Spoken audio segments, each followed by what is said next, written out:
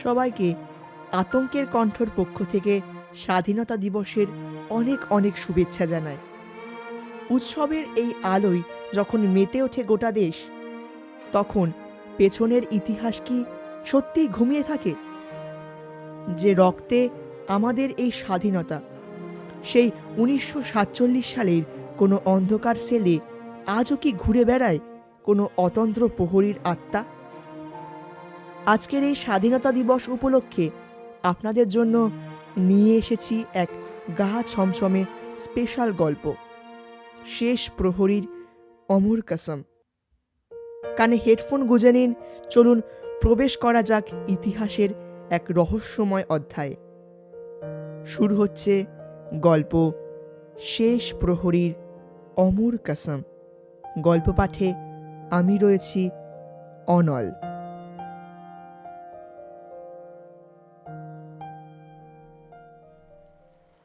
বর্ষার ভারী মেঘে কলকাতার আকাশ তখন থমথমে। ঘড়িতে ঠিক রাত 11:55। উত্তর কলকাতার ঐতিহ্যবাহী হাতিবাগান এলাকার 100 বছরের পুরনো বনেদি বাড়ি রায়চৌধুরী ভিলা। এই বাড়ির ড্রয়িং রুমে বসে অর্ক কাঁচের কফি কাপে চুমুক দিচ্ছিল। অর্ক পেশায় একজন ইতিহাস গবেষক এবং প্রাচীন নথিপত্র সংরক্ষক। তার টেবিলে ছড়িয়ে রয়েছে 1947 সালের আগস্ট মাসের কিছু পুরনো হলদে হয়ে যাওয়া খবরের কাগজ, কিছু ডায়েরির পাতা আর একটা ভারী পিতলের পুরনো ঘড়ি। হঠাৎ করেই দমকা হাওয়ায় জানলার কপাটগুলো সশব্দে খুলে গেল। বাইরের ল্যাম্পপোস্টের হলুদ আলো এসে পড়ল টেবিলের উপরে রাখা একটা ছেঁড়া ডায়েরির উপর। ডায়েরিটা অর্কের পরদাদা হরিশঙ্কর রায়চৌধুরী, যিনি তৎকালীন ব্রিটিশ ভারতের একজন ডাকসাইটে ব্যারিস্টার ছিলেন এবং গোপনে স্বাধীনতা সংগ্রামীদের আইনি সহায়তা দিতেন। বাতাসের তীব্রতা বাড়তেই টেবিলের ওপর রাখা সেই পুরনো পিতলের ঘড়িটা অদ্ভুতভাবে টিকটিক শব্দ করে কেঁপে উঠল। অথচ ঘড়িটাতে কোনো চাবি দেওয়া ছিল না।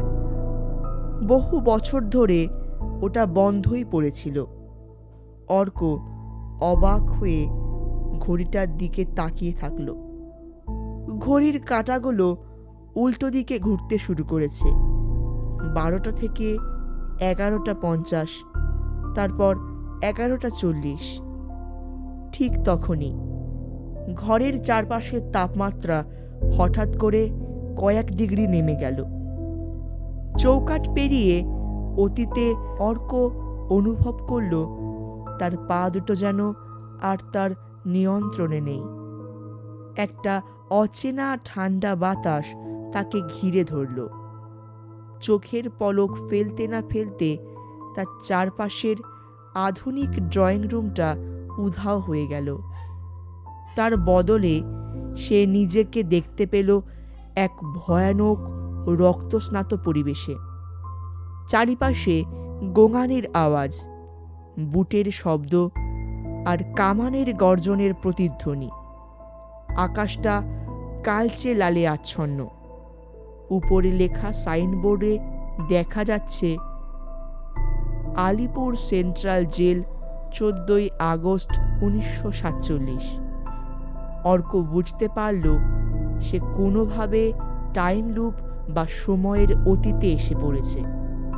সে তখন বর্তমানের জামা কাপড়েই দাঁড়িয়ে আছে, কিন্তু অদ্ভুত ব্যাপার হলো কেউ তাকে দেখতে পাচ্ছে না। সে এক অদৃশ্য দর্শকের মতো জেলের ভিতরে হেঁটে চলল। জেলের এক অন্ধকার সেলের সামনে এসে তার চোখ আটকে গেল।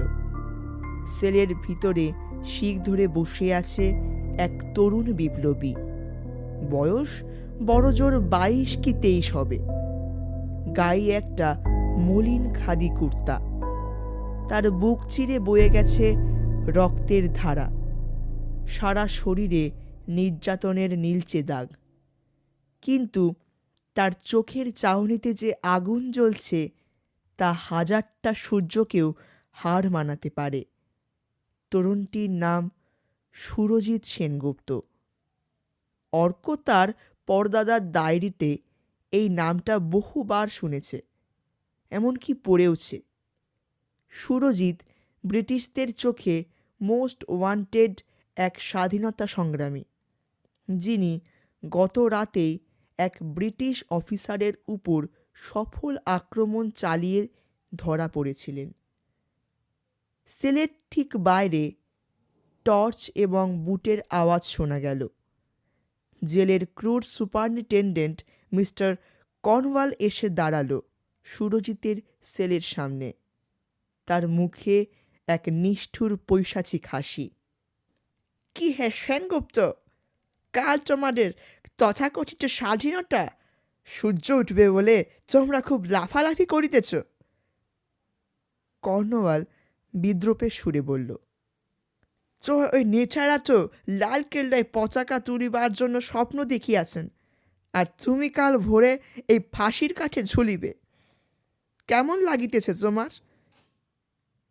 সুরজিৎ মাটিতে বসে এক চিলতে মুচকি হাসলেন। তারপর কষ্টে সৃষ্টে দেওয়ালের সাহায্যে নিয়ে সোজা উঠে দাঁড়ালেন। তার গলার স্বর ভারী, কিন্তু বিন্দুমাত্র ভয়ের লেশমাত্র ছিল না। কনওয়াল সাহেব, পতাকা তো তোমরা নামাচ্ছ আর আমরা তাতে তুলছি, কিন্তু মনে রেখো, আমাদের রক্তে ভেজা এই মাটির 1 ইঞ্চি জমিও তোমরা আর দখলে রাখতে পারবে না। আমরা মরতে পারি, কিন্তু আমাদের আদর্শ এই বাংলায় বাতাসে মিশে থাকবে চিরকাল। এই মধ্যরাতেই তোমাদের সাম্রাজ্যের সূর্য ডুববে। কর্নওয়াল রাগে দাঁত কিরমির করে সেলের তালা দেওয়ার গার্ডকে নির্দেশ দিল, ভোর 5:30টায় ঠিক সূর্য ওঠার আগে একে ফাঁসি দিতে হইবে। কোনো দয়া দেখাইবে না ইহাকে। অর্ক অসহায়ভাবে দাঁড়িয়ে সব দেখছে। ঘড়ির কাঁটায় তখন রাত 12টা বাজতে আর মাত্র 3 মিনিট বাকি। চারপাশের জেলখানার বন্দীরা কেউ ঘুমাচ্ছে না। অন্ধকারের মধ্যেই তারা ফিসফিস করে গাইছে, বন্দে মাতরম, বন্দে মাতরম। আস্তে আস্তে বাড়তে বাড়তে একটা জাদুকরী গর্জনে পরিণত হলো। জেলের প্রতিটি ইট, প্রতিটি লোহা শিক যেন সেই সুরের সাথে কেঁপে উঠল। ঠিক তখনই আকাশে একটা তীব্র আলোর ঝলকানি দেখা দিল।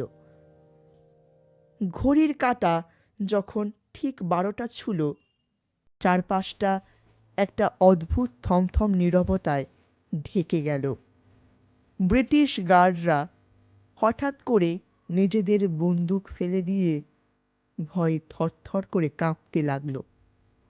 তারা দেখতে পেল জেলের হাজারটা বন্দির শরীর থেকে যেন এক অদৃশ্য সোনালি আলো বিচ্ছুরিত হচ্ছে।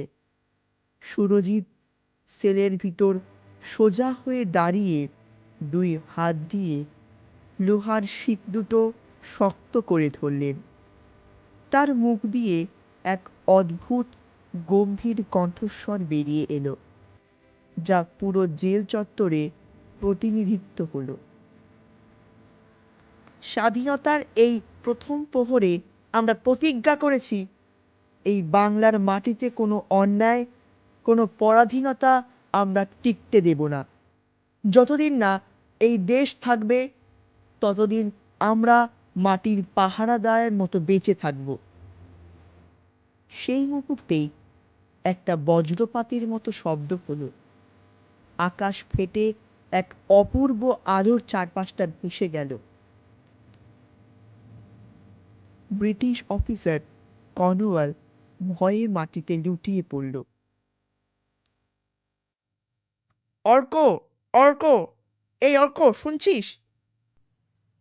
হঠাৎ করে ঝাঁকুনিতে অর্কের ঘোর কাটল।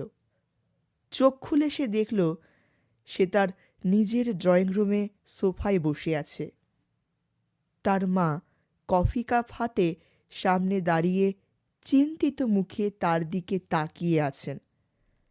বাইরে তখন ঝুমঝুম করে বৃষ্টি পড়ছে, আর পূব আকাশে সূর্য উঁকি দিচ্ছে। 15ই আগস্টের সোনালি রোদ এসে পড়েছে জানলার কাছে। কি ব্যাপার বলতো, তুই টেবিলে বসে ঘুমিয়ে পড়লি নাকি? আর তোর এই পুরনো ঘড়িতে আবার চাবি দিল কে?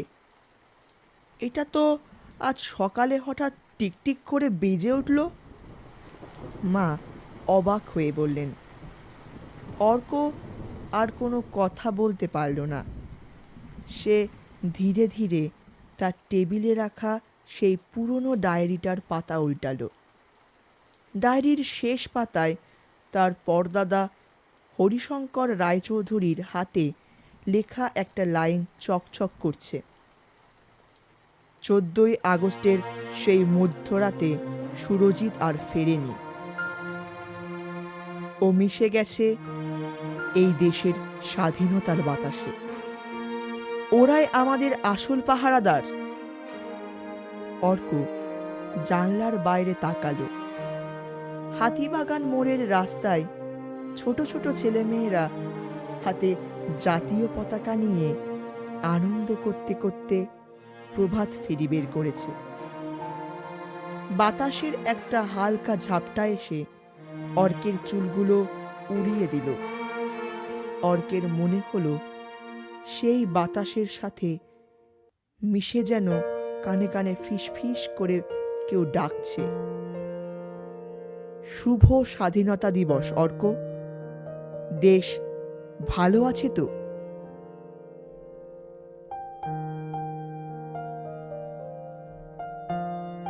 তো বন্ধুরা, কেমন লাগলো আজকের আমাদের এই স্বাধীনতা দিবস স্পেশাল গল্পটি? কমেন্ট করে অবশ্যই জানাবেন। যদি গল্পটি আপনাদের ভালো লেগে থাকে তবে একটি লাইক করে দেবেন এবং বন্ধুদের সাথে শেয়ার করতে ভুলবেন না। আর আপনি যদি আতঙ্কের কণ্ঠে একদম নতুন হয়ে থাকেন তবে চ্যানেলটি এখনই সাবস্ক্রাইব করে পাশে থাকা বেল আইকনটি প্রেস করে দিন, যাতে এমন আরও রোমাঞ্চকর ও গা ছমছমে গল্প সবার আগে আপনার কাছে পৌঁছে যায়। সবাই খুব ভালো থাকবেন, সুস্থ থাকবেন, আর আমাদের এই স্বাধীনতা দেশের পবিত্রতাকে রক্ষা করবেন। শুভ স্বাধীনতা দিবস। আজকের মতো এখানেই শেষ করছি। দেখা হচ্ছে খুব শীঘ্রই নতুন কোনো রহস্যময় রাতে, নতুন কোনো গল্প নিয়ে। ততক্ষণের জন্য গুড বাই।